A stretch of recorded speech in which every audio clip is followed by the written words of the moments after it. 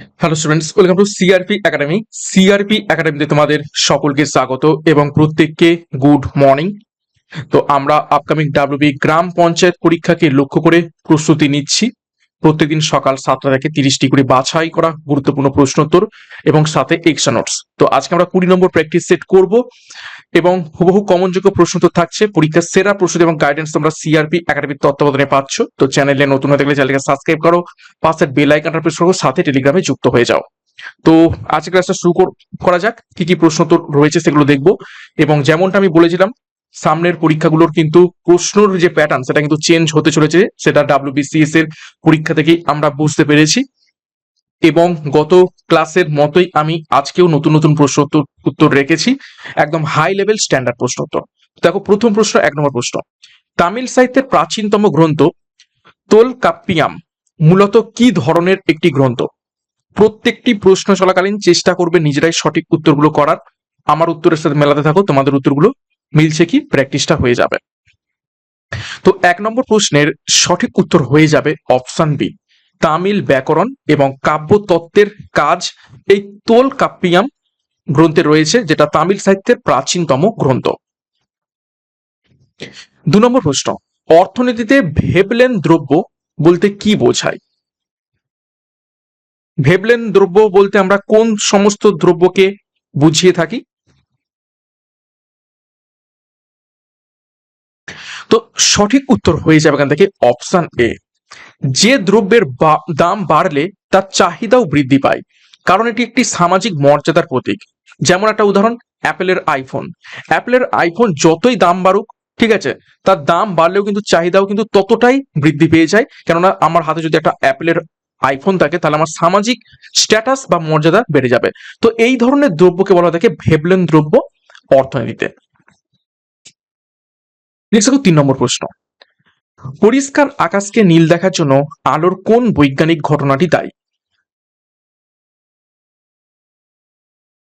4টি অপশন রয়েছে, বেশ কয়েকবার পরীক্ষাতে এসেছে, স্টার মার্ক করবে। আলোর প্রতিফলন, রেলে স্ক্যাটারিং বা আলোর বিক্ষেপণ, আলোর প্রতিসরণ, নাকি আলোর সমাবর্তন? তো সঠিক উত্তর হয়ে যাবে এখান থেকে অপশন বি, রেলে স্ক্যাটারিং বা আলোর বিক্ষেপণ হয়ে যাবে সঠিক উত্তর পরিষ্কার আকাশকে নীল দেখার জন্য। ওকে, এবং মহাকাশে আকাশকে কি দেখায়? মহাকাশে আকাশের রং সেটা হবে কালো। কেন? কোনো রকম মাধ্যম নেই, ঠিক আছে, বায়ু মাধ্যম নেই, তো স্ক্যাটারিং বিক্ষেপণ এইসবের কোনো ব্যাপারই নেই। তো সেই জন্য মহাকাশে কি দেখি আমরা? কালো দেখতে পাই। নেক্সট 4 নম্বর প্রশ্ন, ভারতীয় সংবিধানের কোন ধারায় পাট এবং পাটজাত দ্রব্যের রপ্তানি শুল্কের পরিবর্তে অসম, বিহার, উড়িষ্যা এবং পশ্চিমবঙ্গকে অনুদান বা grant in Liu of export duty দেওয়ার কথা বলা হয়েছে? কি বলছে? ভারতীয় সংবিধানের কোন ধারায় পাট এবং পাটজাত দ্রব্যের রপ্তানি শুল্কের পরিবর্তে, ঠিক আছে, রপ্তানি করলে একটা শুল্ক দিতে হয়, ডিউটি দিতে হয়, তো সেই রপ্তানি শুল্কের পরিবর্তে কি বলা হচ্ছে? অনুদান দিতে বলা হয়েছে। এবং কতগুলো রাজ্যকে? 4টি রাজ্যকে, অসম, বিহার, উড়িষ্যা এবং পশ্চিমবঙ্গকে। তো সঠিক উত্তর এখানে হয়ে যাবে অপশন বি, 273 নম্বর ধারা অনুসারে। নেক্সট প্রশ্নে যাবো, তার আগে গুরুত্বপূর্ণ ঘোষণা। আপকামিং পঞ্চায়েত পরীক্ষার নিয়োগ আসতে চলেছে, বিজ্ঞপ্তি আসতে চলেছে খুব তাড়াতাড়ি, যেখানে 11,000-এর উপর ভ্যাকেন্সি থাকতে পারে বলে মনে করা হচ্ছে। তো এখনই যোগাযোগ করো 9647553612 নম্বরে পরীক্ষার সেরা প্রস্তুতি, সঠিক গাইডেন্স এবং স্টাডি মেটেরিয়াল নেওয়ার জন্য। বিস্তারিত ডিসক্রিপশন বক্সে রয়েছে, সেখান থেকে এখনই যুক্ত হয়ে যাও। খুবই স্বল্প মূল্যে ব্যাচ কোর্সটা রয়েছে। নেক্সট 5 নম্বর প্রশ্ন, 1914 সালের ঐতিহাসিক কমাগাতা মারু জাহাজ অভিযানের মূল উদ্যোক্তা কে ছিলেন?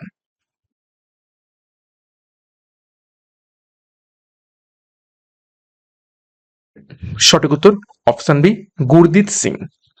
দেখো একটু ডিটেলসে দেখবো ক্রমাগত মারু সম্পর্কে। দেখো, গুরদিত সিং যিনি একজন ধনী ভারতীয় ঠিকাদার ছিলেন, তিনি অভিবাসন আইনের বৈষম্যমূলক নীতির প্রতিবাদে এই জাহাজটি ভাড়া করেছিলেন। জাহাজে 376 জন ভারতীয় যাত্রী, যাদের বেশিরভাগই পাঞ্জাবি শিখ ছিলেন, কিন্তু কানাডিয়ান সরকার মাত্র 24 জনকে নামার অনুমতি দেয় এবং বাকিদের কি ফিরে যেতে বাধ্য করে। জাহাজটি কলকাতায় ফিরে এলে বজবজ বন্দরে ব্রিটিশ পুলিশের সাথে যাত্রীদের ভয়াবহ সংঘর্ষ হয়, যাতে 20 জন নিহত হন। ঠিক আছে, ঠিক এই হচ্ছে ক্রমাগত মারু যে জাহাজ 1914 সালে যে ঘটনা, সেই জন্য বিখ্যাত। এবং এখন বজবজ যে রেল স্টেশন রয়েছে, সেই রেল স্টেশনকে যে নামকরণ সেটাও কিন্তু ক্রমাগত মারু করা হয়েছে। নেক্সট দেখো 6 নম্বর প্রশ্ন, বাস্তুতন্ত্রে বায়ো ম্যাগনিফিকেশন বা জৈব বিবর্ধন বলতে কি বোঝায়? খুবই স্ট্যান্ডার্ড প্রশ্ন তো রয়েছে আজকের সেটে।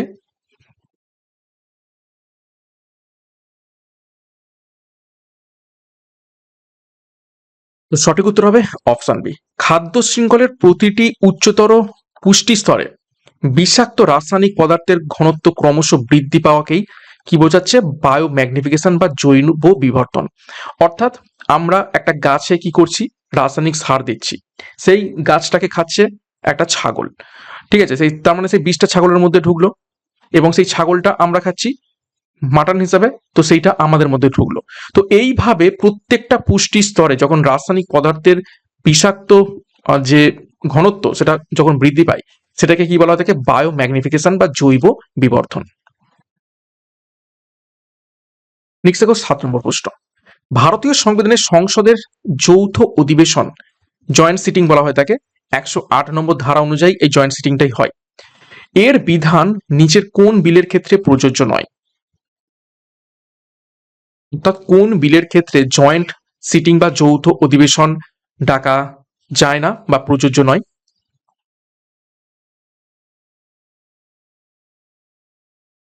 সঠিক উত্তর হবে অপশন সি, অর্থ বিল এবং সংবিধান সংশোধনী বিল। দুখানা বিল রয়েছে, অর্থ বিল এবং সংবিধান সংশোধনী বিল। এই দুটো বিলের ক্ষেত্রে যৌথ অধিবেশন বা জয়েন্ট সিটিং ডাকা প্রযোজ্য নয়। দেখো, সংবিধান সংশোধনী বিল 368 নম্বর ধারা অনুযায়ী সংবিধানকে সংশোধন করা হয় এবং সংসদের উভয় কক্ষে আলাদাভাবে বিশেষ সংখ্যাগরিষ্ঠতায় পাশ হতে হয়। তো এখানেও যৌথ অধিবেশনের সুযোগ নেই। তারপর দেখো, ভারতের রাষ্ট্রপতি উভয় কক্ষের মধ্যে অচলা অবস্থা নিরসনের জন্য যৌথ অধিবেশন আহ্বান করে থাকেন এবং লোকসভার স্পিকার বা তার অনুপস্থিতিতে ডেপুটি স্পিকার সর্বদা যৌথ অধিবেশনে সভাপতিত্ব করে থাকেন।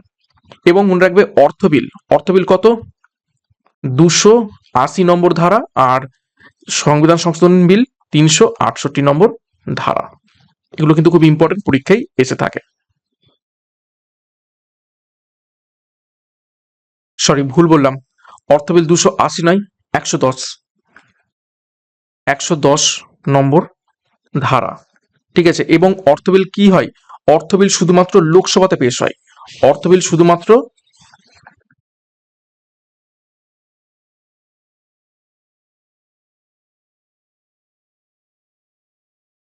পেশ হয় এবং রাজ্যসভাতে যায়।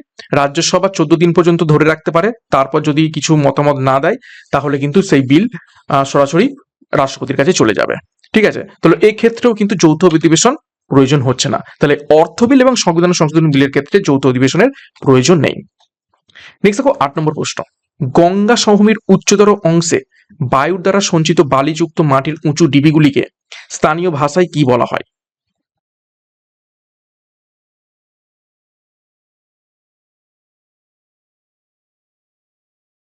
সঠিক উত্তর হবে অপশন সি, ভুর বলা হয়ে থাকে।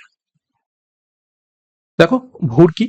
দেখো, গঠনগুলি মূলত উত্তরপ্রদেশের গঙ্গা যমুনা দোয়াব অঞ্চলে দেখতে পাওয়া যায়। আচ্ছা, খাদার কি? খাদার হলো নদীর কাছাকাছি প্লাবন ভূমির নবীন এবং অত্যন্ত উর্বর পলিমাটি। আর ভাবর কি? ভাবর হচ্ছে হিমালয়ের পাদদেশে বা শিবালিকের ঠিক নিচে নুড়ি পাথর যুক্ত সছিদ্র অঞ্চল, যেখানে ছোট ছোট নদীগুলি ভূগর্ভে হারিয়ে যায়। আর একটা জিনিস রয়েছে, সেটা হচ্ছে কি ভাঙ্গর।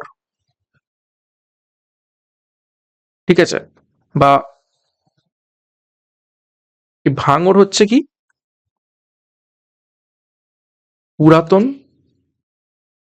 পলিমাটি, যেটা হচ্ছে কি অনুর্বর একদম। নেক্সট দেখো 9 নম্বর প্রশ্ন, বায়োটেকনোলজি এবং জেনেটিক ইঞ্জিনিয়ারিং এ রেস্ট্রিকশন এন্ডোনিউক্লিয়েজ নামক উৎসেচকটির প্রাথমিক কাজ কি? এটা একটু হার্ড লেভেলের প্রশ্ন। বায়োটেকনোলজি এবং জেনেটিক ইঞ্জিনিয়ারিং এর ক্ষেত্রে রেস্ট্রিকশন নিউক্লিয়েজ এই উৎসেচকটির প্রাথমিক কাজ কি? তো সঠিক উত্তর হয়ে যাবে অপশন বি, ডিএনএর নির্দিষ্ট স্থানে কাটা বা খণ্ডন করা, অর্থাৎ ডিএনএ কে একদম পারফেক্ট ভাবে কোন একটা নির্দিষ্ট স্থানে কেটে, ঠিক আছে, কাটা, সেটাই হচ্ছে কি এই রেস্ট্রিকশন এন্ডোনিউক্লিয়েজ। একে কি বলা থাকে? আণবিক কাঁচি। ঠিক আছে, দেখো ডিটেলসে দেখলে একটু বুঝতে পারবে। দেখো এই উৎসেচকগুলিকে জীববিজ্ঞানে মলিকিউলার সিজার বা আণবিক কাঁচি বলা হয়ে থাকে। দেখো ডিএনএ ফিঙ্গারপ্রিন্ট এবং রিকম্বাইন্ড ডিএনএ প্রযুক্তিতে এদের ব্যবহার অপরিহার্য। আর লাইগেজ নামক আরেকটা উৎসেচক রয়েছে, সেটা হচ্ছে আণবিক আঠা। অর্থাৎ আমরা এই কি দেখলাম, এই যে রেস্ট্রিকশন এন্ডোনিউক্লিয়াস, এটা হচ্ছে কি আণবিক কাঁচি, আর উপরে দেখো আণবিক আঠা রয়েছে, অর্থাৎ যখন আমরা ডিএনএ কে জুড়ি তখন সেটা হচ্ছে কি এই লাইগেজ উৎসেচকের মাধ্যমে। ঠিক আছে, কাটা ডিএনএ খণ্ডগুলিকে পুনরায় জোড়া লাগাতে সাহায্য করে এই লাইগেজ নামক উৎসেচক। নেক্সট দেখো 10 নম্বর প্রশ্ন, মুঘল ভূমি রাজস্ব ব্যবস্থায় খালিসা জমি বলতে কি বোঝানো হতো?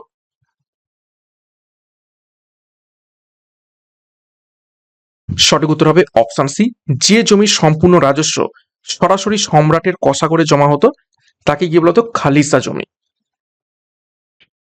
11 নম্বর প্রশ্ন, 356 নম্বর ধারার অধীনে জারি করা রাষ্ট্রপতি শাসন বা রাজ্য জরুরি অবস্থা সংসদের অনুমোদন সাপেক্ষে কোন রাজ্যের সর্বাধিক কত বছর পর্যন্ত বলবৎ থাকতে পারে?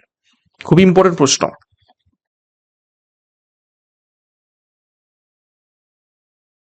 সংসদের অনুমোদন সাপেক্ষে কোন রাজ্যের সর্বাধিক কত বছর 356 নম্বর ধারার অধীনে রাষ্ট্রপতি শাসন বা রাজ্য জরুরি অবস্থা থাকতে পারে? তো সঠিক উত্তর হয়ে যাবে এখান থেকে অপশন বি, 3 বছর। দেখো ডিটেলসে আমরা দেখব, রাষ্ট্রপতি শাসন প্রাথমিকভাবে 2 মাসের জন্য জারি করা হয়। এর মধ্যে সংসদকে এটি অনুমোদন করতে হয়। একবার অনুমোদিত হলে এটি 6 মাস পর্যন্ত বলবৎ থাকে এবং প্রতি 6 মাস অন্তর সংসদের অনুমোদনে এটি সর্বাধিক 3 বছর পর্যন্ত কি বাড়ানো যেতে পারে। তবে 1 বছরের বেশি সময় ধরে রাষ্ট্রপতি শাসন জারি রাখতে হলে দেশে জাতীয় জরুরি অবস্থা থাকতে হবে অথবা নির্বাচন কমিশনকে প্রত্যয়ন করতে হবে যে রাজ্যে নির্বাচন করা সম্ভব নয়, এবং এটা 44তম সংবিধান সংশোধনী অনুযায়ী এইটাকে বলা হয়েছে। না হলে তো কি করবে, কোনো রাজ্যের উপর 3 বছর ধরে রাষ্ট্রপতি শাসন জারি করে রাখবে। ঠিক আছে, এবং সেখানে কেন্দ্রীয় সরকার বা বলতে পারো রাষ্ট্রপতির শাসন চলবে। এখন বর্তমানে যেমন দেখতে পাচ্ছ তোমরা, মণিপুরে সেম জিনিস হচ্ছে, মণিপুরে এখন নির্বাচন করা সম্ভব নয়। ঠিক আছে, তো সেই জন্যই কিন্তু এখন মণিপুরে বেশ কয়েক বছর রাষ্ট্রপতি শাসন জারি হয়ে রয়েছে। এছাড়া দেখো জাতীয় জরুরি অবস্থা, যেটা আর্টিকেল 352 নম্বর ধারা, প্রতি 6 মাস অন্তর অনুমোদন নিয়ে অনির্দিষ্ট কাল পর্যন্ত চলতে পারে। ঠিক আছে, অর্থাৎ জাতীয় জরুরি অবস্থার ক্ষেত্রে কোনো বছর লিমিটেশন নেই। এবং ভারতের ইতিহাসে পাঞ্জাব রাজ্যে প্রথমবারের মতো রাষ্ট্রপতি শাসন জারি করা হয়েছিল।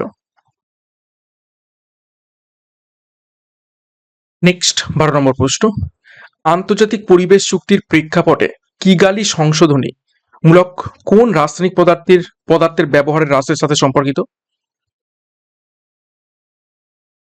আন্তর্জাতিক পরিবেশ চুক্তির প্রেক্ষাপটে কিগালি সংশোধনী মূলত কোন রাসায়নিক পদার্থের ব্যবহারের হ্রাসের সাথে সম্পর্কিত?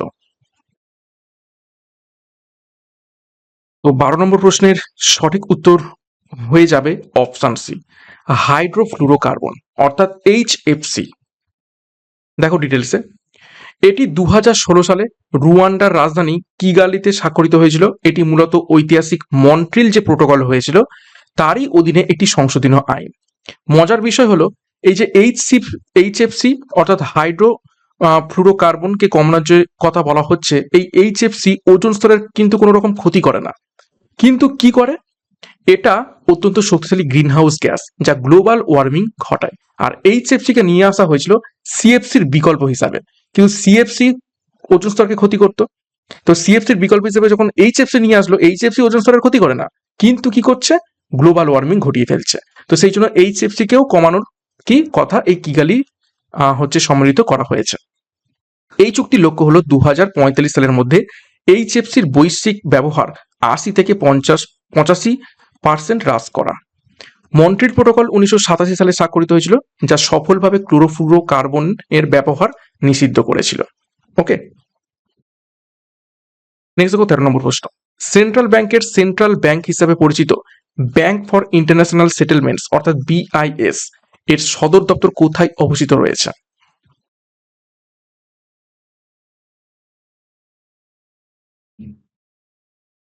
সঠিক উত্তর হয়ে যাবে অপশন বি, বাসেল, সুইজারল্যান্ডে অবস্থিত রয়েছে।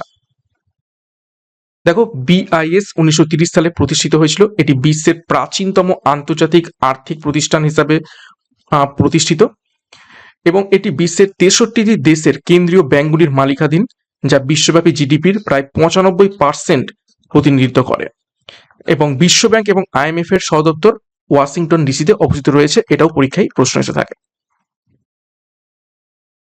14 নম্বর প্রশ্ন। 1849 সালে মহারাষ্ট্রে জাতপাত প্রথা বিলুপ্ত করা এবং এক ধর্মে বিশ্বাস স্থাপনের ক্ষেত্রে কে পরমহংস মণ্ডলী প্রতিষ্ঠা করেছিলেন?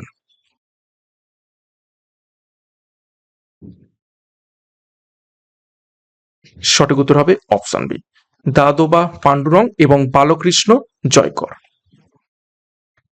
নেক্সট দেখো 15 নম্বর প্রশ্ন। রিজার্ভ ব্যাংকের আর্থিক নীতির ক্ষেত্রে স্টেরিলাইজেশন বলতে কি বোঝায়?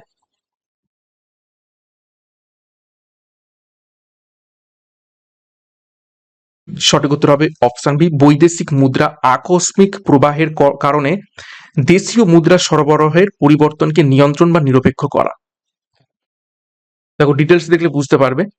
যখন বিদেশি বিনিয়োগকারীরা ভারতে প্রচুর ডলার বিনিয়োগ করে, তখন RBI সেই ডলার কিনে নেয় এবং বাজারে সমপরিমাণ মুদ্রা বা রুপি ছেড়ে দেয়। এর ফলে বাজারে মুদ্রাস্ফীতি বাড়ার ঝুঁকি তৈরি হয়। এই অতিরিক্ত রুপি বাজার থেকে শুষে নেওয়ার জন্য RBI যখন খোলা বাজারে সরকারি বন্ড বিক্রি করে, তখন সেই সম্পূর্ণ প্রক্রিয়াটিকে স্টেরিলাইজেশন বলা হয়। অর্থাৎ একদিকে প্রচুর পরিমাণে রুপি ছেড়ে দিচ্ছে বাজারে, যেখানে মুদ্রাস্ফীতি হয়ে যাচ্ছে, আবার সেই রুপিকে শুষে নেওয়ার জন্য RBI কি করছে, খোলা বাজারে সরকারি বন্ড বিক্রি করছে। তো এই যে সম্পূর্ণ প্রক্রিয়াটাকে কি বলছে, স্টেরিলাইজেশন। এটি মূলত ওপেন মার্কেট অপারেশনের মাধ্যমে পরিচালিত হয়। ঠিক আছে, এই প্রক্রিয়ার মূল উদ্দেশ্য হলো দেশের মুদ্রার বিনিময় হার স্থিতিশীল রাখা এবং মুদ্রাস্ফীতিকে আয়ত্তে রাখা। 16 নম্বর প্রশ্ন। অ্যালার্জিক প্রতিক্রিয়ার সময় মানবদেহে প্রাথমিকভাবে কোন অ্যান্টিবডি সর্বাধিক সক্রিয় হয়?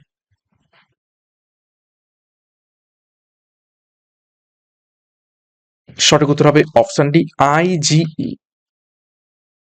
দেখো, IgE হলো মানব রক্তে থাকা সব থেকে প্রচুর অ্যান্টিবডি, প্রায় 75 থেকে 80%, এবং এটি একমাত্র অ্যান্টিবডি যা প্লাজেন্টা পার হয়ে গর্ভাবস্থায় ভ্রূণকে সুরক্ষা দিতে পারে। তারপর দেখো, IgA শরীরে ক্ষরণ যেমন লালা, অশ্রু এবং মায়ের বুকের দুধে পাওয়া যায়। আর IgM হলো রক্তে কোনো নতুন সংক্রমণের প্রতিক্রিয়া হিসাবে সৃষ্ট প্রথম অ্যান্টিবডি এবং এটি আকারে সব থেকে বড়।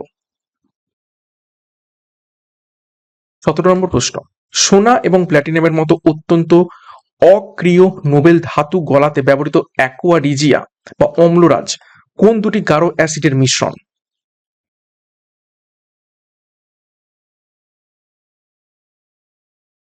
সঠিক উত্তর হবে অপশন বি, 3 ভাগ হাইড্রোক্লোরিক অ্যাসিড এবং 1 ভাগ নাইট্রিক অ্যাসিড। ঠিক আছে, 3:1 থাকে HCl এবং HNO3। 18 নম্বর প্রশ্ন। সম্রাট অশোকের কোন শিলালিপিতে ভয়াবহ কলিঙ্গ যুদ্ধের বর্ণনা এবং তার গভীর অনুশোচনার কথা লিপিবদ্ধ আছে? খুব ইম্পর্টেন্ট প্রশ্ন। কলিঙ্গ যুদ্ধ কত সালে হয়? 261 খ্রিস্টপূর্বাব্দে। এবং সঠিক উত্তর হবে ত্রয়োদশ প্রধান শিলালিপি বা মেজর রক এডিক্ট 13 এটির সম্পর্কে বলা রয়েছে। 19 নম্বর প্রশ্ন দেখো, ভারতীয় সংবিধানের 312 নম্বর ধারা অনুযায়ী দেশের একটি নতুন সর্বভারতীয় চাকরি বা অল ইন্ডিয়া সার্ভিস তৈরি করার একচেটিয়া ক্ষমতা কার হাতে ন্যস্ত?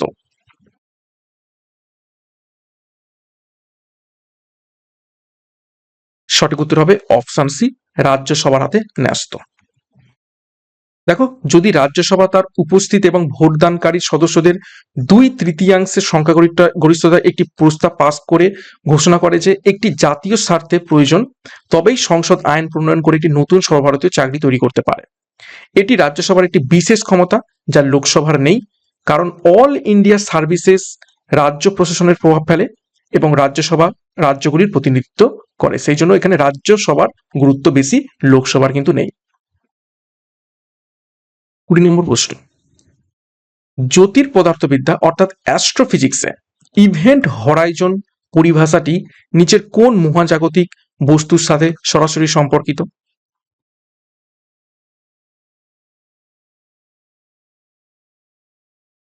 সঠিক উত্তর হবে অপশন সি, ব্ল্যাক হোল কথাটির সাথে সম্পর্কিত। 21 নম্বর প্রশ্ন, মৃত্যুদণ্ড প্রদানের ক্ষেত্রে ভারতের সুপ্রিম কোর্ট কোন ঐতিহাসিক মামলায় বিরলতমের মধ্যে বিরল অর্থাৎ রেয়ারেস্ট অফ রেয়ার এই মতবাদটি প্রতিষ্ঠা করেছিল? একদম নতুন নতুন প্রশ্ন, খুবই স্ট্যান্ডার্ড এবং হাই লেভেল। সঠিক উত্তর হয়ে যাবে এখান থেকে অপশন বি, বচন সিং বনাম পাঞ্জাব রাজ্য 1980 সালে এই মামলাতে রায় দেওয়ার সময় সুপ্রিম কোর্ট কি বিরলতমের মধ্যে বিরল অর্থাৎ রেয়ারেস্ট অফ দ্য রেয়ার এই মতবাদটি প্রতিষ্ঠা করেছিল। 22 নম্বর প্রশ্ন, সামষ্টিক অর্থনীতিতে কোর ইনফ্লেশন গণনা করার সময় হেডলাইন মুদ্রাস্ফীতি সূচক থেকে কোন দুটি অত্যন্ত অস্থিতিশীল খাতকে বাদ দেওয়া হয়?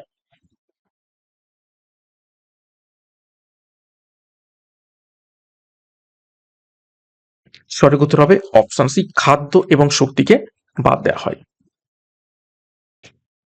23 নম্বর প্রশ্ন, ভারতের দণ্ডকারণ্য অঞ্চলটি যা খনিজ সম্পদে সমৃদ্ধ মূলত কোন রাজ্যগুলির অংশ নিয়ে গঠিত?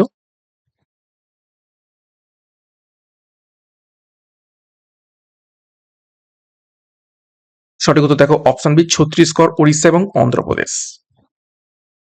দেখো, এই অঞ্চলটি উন্নত মানের লৌহ, আকরিক এবং বক্সাইটের জন্য বিখ্যাত। রামায়ণে এই অরণ্যের উল্লেখ রয়েছে দণ্ডকারণ্য, ঠিক আছে, যেখানে ভগবান রাম 18 বছরের বনবাসের একটি বড় সময় কাটিয়েছিলেন। আর দেশভাগের পর পূর্ব পাকিস্তান অর্থাৎ বাংলাদেশ থেকে আসা অনেক হিন্দু উদ্বাস্তু পরিবারকে সরকার এই দণ্ডকারণ্য অঞ্চলে পুনর্বাসন দিয়েছিল। 24, সিরক্ষ নামক উষ্ণ, শুষ্ক এবং ধূলিকণা পূর্ণ স্থানীয় বায়ু কোন অঞ্চলের উপর দিয়ে প্রবাহিত হয়?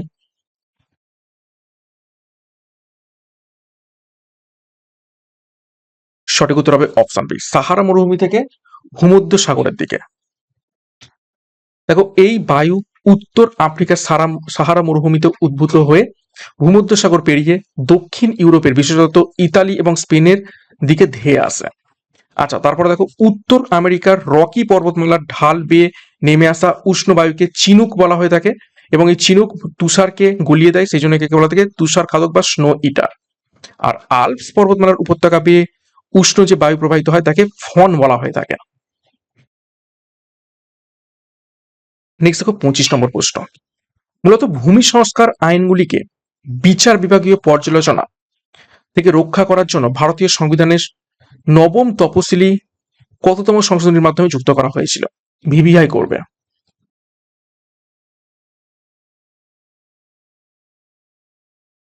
সঠিক উত্তর হবে অপশনে প্রথম সংশোধনী আইন 1951 সালে নবম তপশিলকে যুক্ত করা হয় কি ভূমি সংস্করণ আইনগুলিকে বিচার বিভাগীয় পর্যালোচনা থেকে রক্ষা করার জন্য। 26 নম্বর প্রশ্ন, মরুভূমি অঞ্চলে বায়ু সঞ্চয় কার্যের ফলে সৃষ্ট অর্ধচন্দ্রাকার বালিয়াড়িগুলিকে ভৌগোলিক পরিভাষায় কি বলা হয়?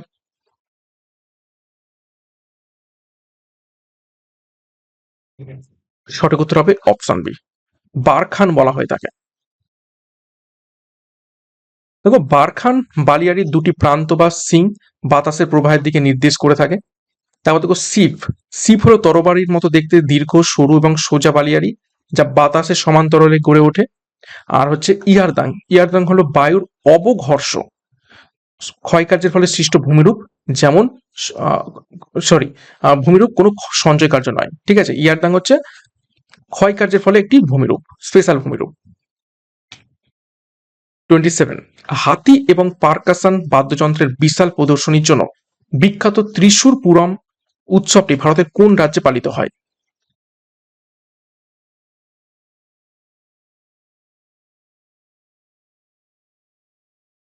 সঠিক উত্তর হবে অপশন সি, কেরালাতে। এবং কোন মন্দিরে এটি হয়ে থাকে?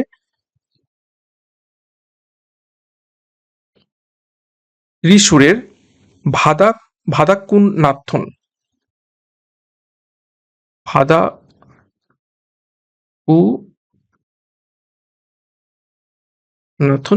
শিব মন্দির।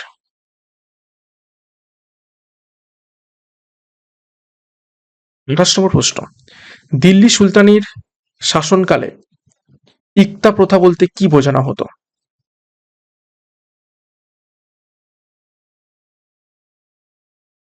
তো ইকতা প্রথা বলতে বোঝানো হতো, দেখো অপশন সি, সামরিক বা বেসামরিক কর্মকর্তাদের নগদের পরিবর্তে রাজস্ব আদায়ের জন্য নির্দিষ্ট জমি বা এলাকা প্রদান করা। এবং ইকতা প্রথা কে প্রচলন করেন?